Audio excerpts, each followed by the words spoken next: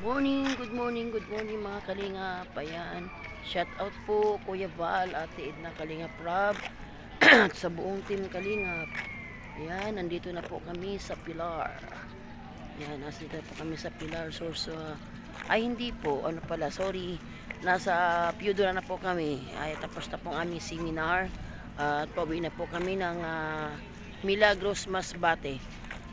So, aalis po yata ang barko mga 8 or 9. Maaga po kaming nakarating. So, ayan po. Yan, salamat po. Shout out din po dyan kay Susana Bartolata Mix Vlog, kay Emer Channel, ayan, kay Daphne B Vlogs, kay, sa Team Tanod, kay Tita Erma Galo Mix Vlog, kay Velma, si Belma Antonio, ayan, kay Rita Lustado, kay Sis Eileen P, Sis Violeta Katakutan, Sis Nasi TV, ayan, Istariray. Magandang umaga po sa inyo. Ito po yung lugar ng Piudoran. So ayan po. Ban po, isang ban po kami. 15 po yung mga kasama namin. Lahat po yung lingkod ng Panginoon.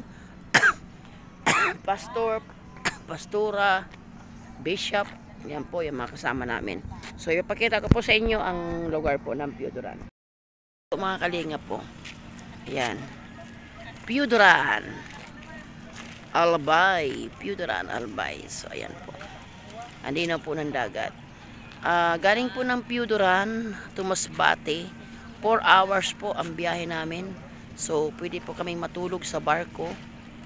Ayan, pwede kaming matulog sa barko. So, ayan po yung sasakyan namin. Kung di po ako nagkamali. Santa Clara. Diyan po. Isasakay po dyan sa loob yung ito po. Mga nakapila na po, sasakay po yan sa loob ng barko. So ayan po.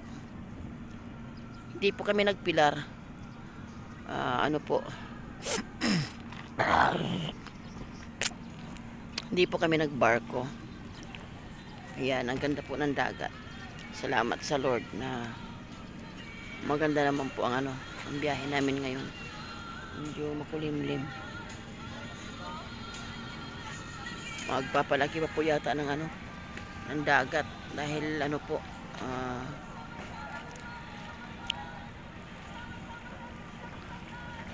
so marami po experiences po sa dagdag kaalaman po yung mga dumating po yung mga evangelistic po, nagturo po sila, nakaka-bless naman kasi galing ng iba't ibang bansa, nag-abala sila na para turuan po yung mga tulad natin Pilipino na mga nag-aano po nag-evangelism.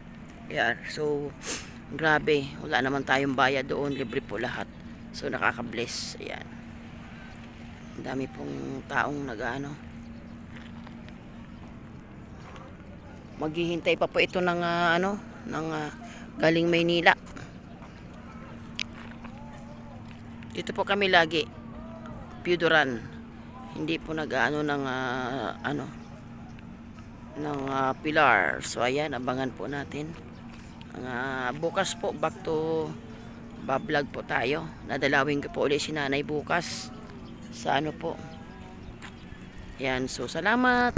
Patuloy po natin suportahan si Kuya Val Santos Matubang, si Ate Edna, si Kalingap Rob at sa buong team Kalingap.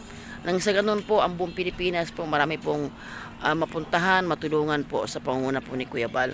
Salamat po sa inyong lahat. God bless.